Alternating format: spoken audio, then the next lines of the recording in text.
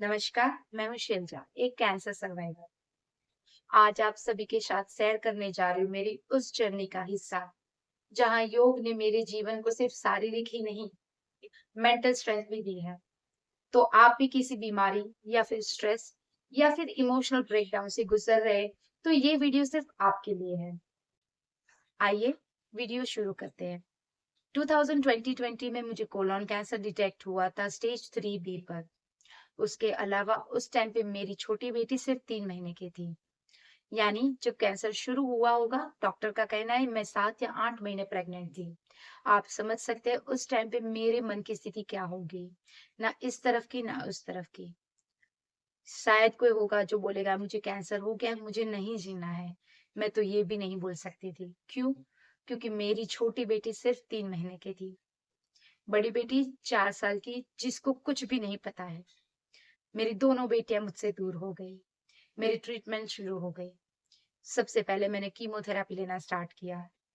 Chemotherapy के बाद मेरी सर्जरी हुई और सर्जरी के बाद फिर से मेरा कीमो हुआ। मुझे लगा अब सब ठीक हो गया, लेकिन नहीं। सिर्फ 3 महीनों के अंतर में मुझे कैंसर रीअकरेंस फिर से हुआ। उस टाइम पे मैं फिर से टूट चुकी थी। मुझे लगा शायद अब कुछ नहीं होगा।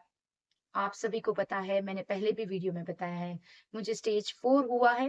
वो मुझे पतंजलि जाने के बाद पता चला, लेकिन उससे पहले रीअकरेंस यानी फिर से कैंसर, वो तो मुझे पता ही था। एक दो बार मैंने सोचा भी कि मैं अपने हस्बैंड को बोलती हूँ कि मुझे नहीं जीना है। एक दो बार बताया भी, लेकिन अंदर से मुझे मेरी बेटियों के लिए बहुत फिक्र थी, जो मैं शायद एक्सप्लेन नहीं कर पाऊंगी, लेकिन जो भी माँ मुझे देख रही है, उनको पता होगा कि मेरे मन की स्थिति क्या है। धीरे धीरे करके दिन बीतने लगे। आगे क्या करे, डॉक्टर ने मना कर दिया। 3 महीने हैं इनके पास बोल के। अब क्या, कोरोना भी इतना हाई था कि कहीं जाना आना बहुत मुश्किल था। लेकिन फिर भी मेरे हस्बैंड ने हार नहीं मानी। इम्यूनोथेरेपी के बारे में पता किया, लेकिन शायद वही मेरे लाइफ का टर्निंग पॉइंट था। क्यों? क्योंकि उस टाइम पे मुझे योग के बारे में पता चला। मेरे हस्बैंड ने बोला कि हम पतंजलि जाएंगे, क्योंकि हमारे पास और अभी इस टाइम पे कोई चॉइस नहीं है।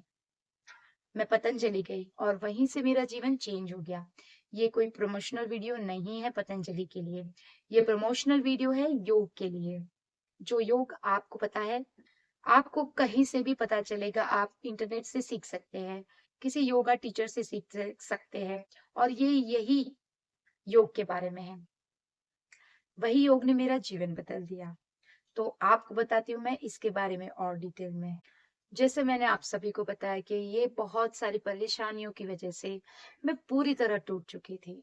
लेकिन एक पॉजिटिविटी मुझे मिली योग से, और उसका मुझे सबसे पहले एक्सपीरियंस हुआ, वो मैं आपको बताना चाहूंगी कि मुझे योग के प्रति इतना भाव क्यों जागा।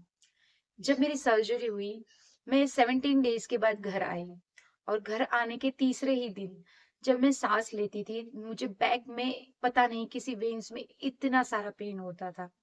और जैसे मैं ब्रीथ करने की कोशिश करती थी, मुझे वहां पर पेन स्टार्ट हो जाता था और मैं नॉर्मल ब्रीदिंग भी नहीं कर पाती थी। मुझे लगा अब क्या होगा। लेकिन मुझे उस टाइम पे जब मैं स्क्रॉल कर रही थी, मुझे बाबा रामदेव का वीडियो मुझे दिखा, जिसमें उन्होंने बताया कि सारी वेन्स कनेक्टेड होती है हमारे बॉडी की, सिर्फ अनुलोम विलोम से ही आप उसे ठीक कर सकते हैं। मैं काफी खुश हो गई और मैंने स्टार्ट किया। इनिशियली मैंने जब 5 मिनट के लिए शांति से अनुलोम विलोम किया, मुझे वो प्रॉब्लम सॉल्व हो गई। तब से मुझे योग में एक विश्वास सा बैठ गया था। वैसे भी जब भी कैंसर किसी को भी होता है, उसे योग के बारे में तभी पता चल ही जाता है, और उसकी पॉजिटिविटी के बारे में मुझे भी चल गया। फिर धीरे-धीरे करके, जैसे मैंने बताया, मुझे फिर से जब रियकरेंस आया, मैं पतंजलि गई।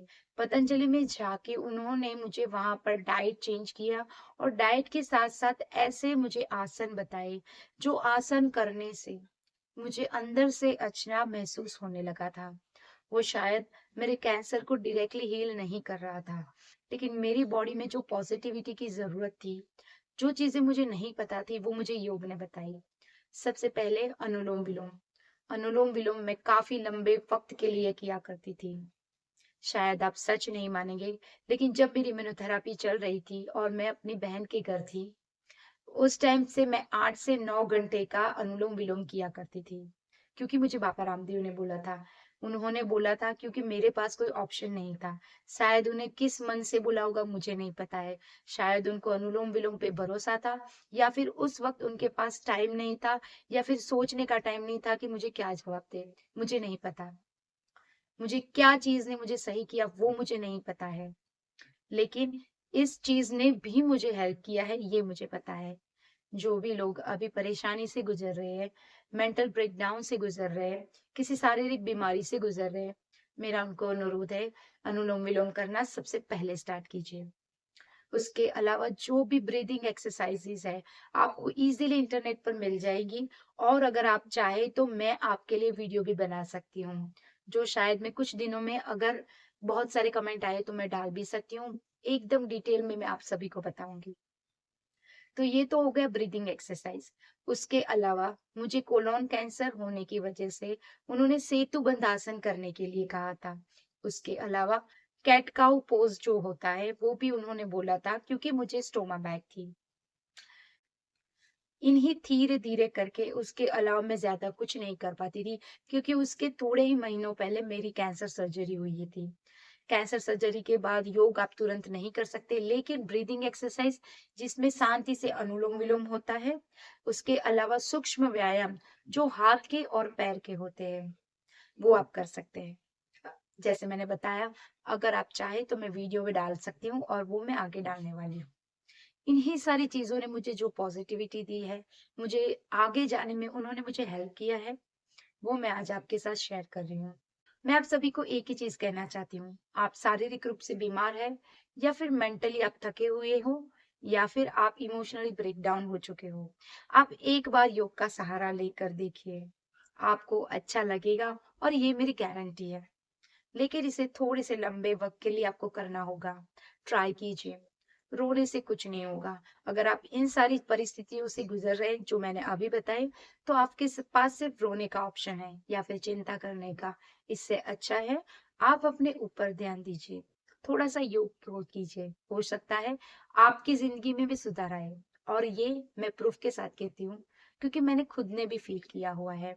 मैं इतने पॉज़िटिव पहले से नहीं थी, इतनी मेंटली स्ट्रॉन्ग भी नहीं। मैं अभी भी कभी-कभार छोटी-छोटी बातों में रोती हूँ। लेकिन जब मेरे ऊपर आता है, जब मेरी बात आती है स्ट्रॉन्ग बनने की, तो मैं काफ़ी अंदर से स्ट्रॉन्ग हूँ।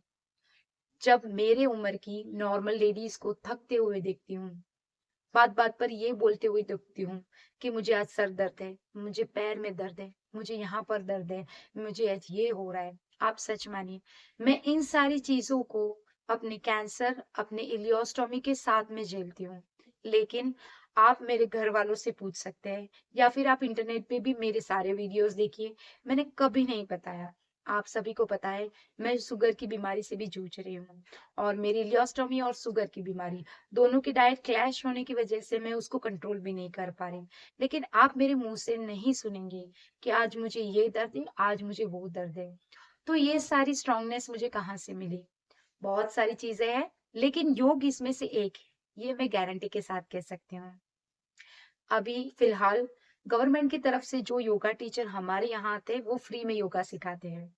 आपके पास वो ऑप्शन है तो आप वो चूज़ कर सकते हैं।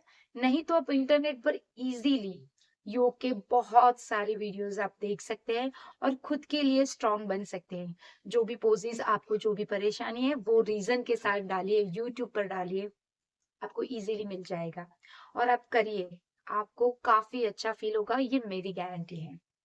नहीं तो आप मेरी चैनल पर जाके लाइव योगा में भी जा सकते हैं। इसके अलावा मैंने योगा के काफ़ी वीडियोज़ जो है वो डालना शुरू किया है। आपको वहाँ से भी पता चलेगा, मैं किस तरह के योगा स्टोमा बैग के साथ करती हूँ। आप भी कर सकते हैं और वहाँ से भी सीख सकते हैं। आपको सही में अच्छा लगेगा। ये पूरा वीडियो देखने के लिए थैंक यू सो मच। आप सभी का मुझे बहुत प्यार मिल रहा है। और जो मेरा मोटिव था, जिस मोटिव के साथ मैंने चैनल शुरू किया था कि कैंसर अवेयरनेस के लिए मैं अपने वीडियोस बनाऊंगी, वो सही में हो रहा है। मेरे लास्ट वीडियो को सिर्फ 3 दिन में 10,000 से ज्यादा लोगों ने देखा है और उसके नीचे कमेंट जब मैंने लास्ट में देखा था तो बहुत लंबी लिस्ट थी और सबके कमेंट पढ़ते-पढ़ते सच में बताऊँ मेरी आँख में आँसू आ गए थे। इतना प्यार लोग मुझे दीदी, आंटी जो भी बुलाते हैं, मुझे इतना प्यार मिला है, कोई मुझे बेटी की तरह देखता है, कोई मुझे दीदी की तरह देखता है, कोई मुझे आंटी बोलता है। लेकिन उनका प्यार देने का तरीका और जो मुझे गॉड ब्लेस यू, आप बहुत साल जियो, स्टे हेल्दी या फिर जो मेरे वीडियोस नहीं आ रहे थे उस टाइम पे लोगों का कहना, दीदी आप ठीक हो, आप कहाँ हो, आपके वीडियोस क्यों नहीं आ रहे हो, ये सारा मुझे फील करवाता है कि जो अवेयरनेस के लिए मैंने अपना वीडियो स्टार्ट किया है वो जर्नी अब मेरी शुरू हो चुकी है। और थैंक यू सो मच आप सभी का तहे दिल से। Thanks for watching cancer survivor सिलजा।